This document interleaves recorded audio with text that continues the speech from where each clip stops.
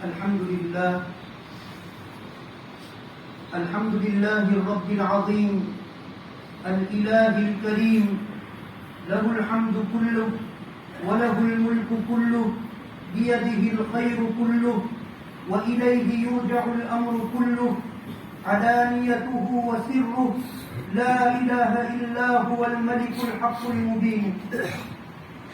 وصلى الله وسلم وبارك عليه وعلى آله وأصحابه وعلى التابعين لهم بإحسان إلى يوم الدين. أما بعد، فاتقوا الله في هذا اليوم واشكروه على تمام الصيام والقيام، واتبعوا رمضان بصيام الدهر.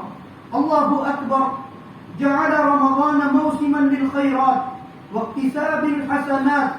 أيها الحفل الكريم، إن هذا اليوم يوم عظيم وعيدكم كريم، امتلأت به القلوب والنفوس فرحا وسرورا، وازدادت به الأرض والسماء بهجة ونورا. فافرحوا اليوم العيد وكبروا الله تعالى على ما هداكم وجعلكم من عباده المسلمين.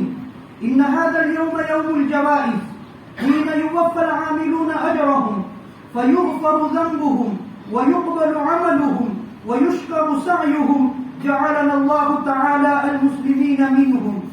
عن أنس رضي الله تعالى عنه: كان لأهل الجاهلية يومان في كل سنة يلعبون فيها، فلما قدم النبي صلى الله عليه وسلم المدينة قال: كان لكم يومان تلعبون فيهما، وقد أبدلكم الله بهما خيرا منهما، يوم الفطر ويوم الأضحى.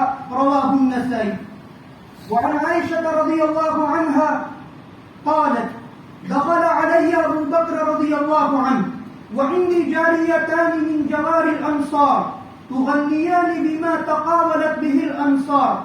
قالت: وليس بمتغنيين.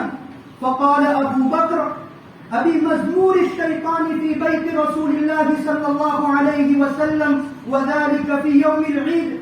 فقال رسول الله صلى الله عليه وسلم: يا أبا بكر، إن لكل قوم عيدا وهذا عيدنا. رواه البخاري ومسلم. أيها الإخوة في الله، افرحوا بعيدكم في حدود ما أحل الله تعالى لكم، وتواصلوا فيما بينكم، وتواصوا بالحق والصبر، واجتنبوا بالمنكرات، فإنها للإيمان قاصمات، وللنعم مزيلات، وللنقم مستجلبات. أعاد الله تبارك وتعالى عليكم وعلينا وعلى المسلمين باليمن والإيمان والسلامة والإسلام، وتقبل الله منا ومنكم صالح الأعمال.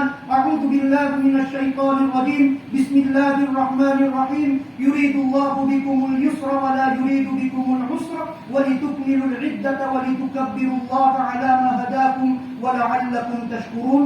بارك الله لنا ولكم في القرآن العظيم، ونفعنا وإياكم بالآيات والذكر الحكيم، إنه تعالى جواد كريم ملك بر رؤوف رحيم.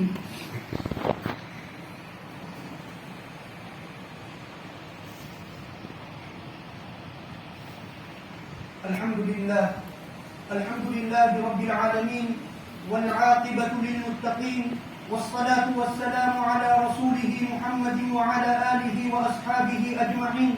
أما بعد، فأعوذ بالله من الشيطان الرجيم. بسم الله الرحمن الرحيم.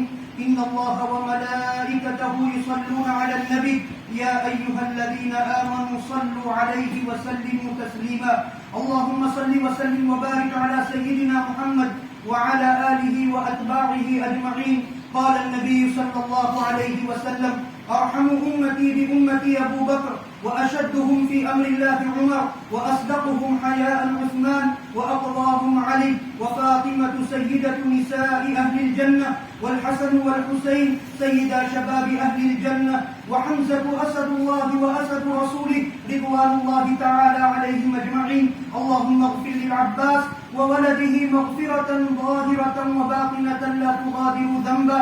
الله في أصحابي لا تتخذوهم غرضا من بعدي فمن أحبهم فبحبي أحبهم ومن أبغضهم فببغضي أبغضهم وخير أمتي قرني ثم الذين يلونهم ثم الذين يلونهم. اللهم أعز الإسلام والمسلمين بالإمام العادل ذي القوة القاهرة والسلطة الظاهرة على الكفرة الباغية، واغفر اللهم لجميع المؤمنين والمؤمنات والمسلمين والمسلمات الأحياء منهم والأموات إنك سميع قريب مجيب الدعوات برحمتك يا أرحم الراحمين. أعوذ بالله من الشيطان الرجيم.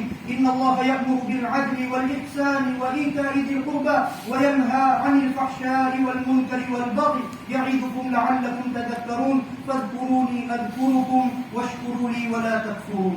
جزاكم.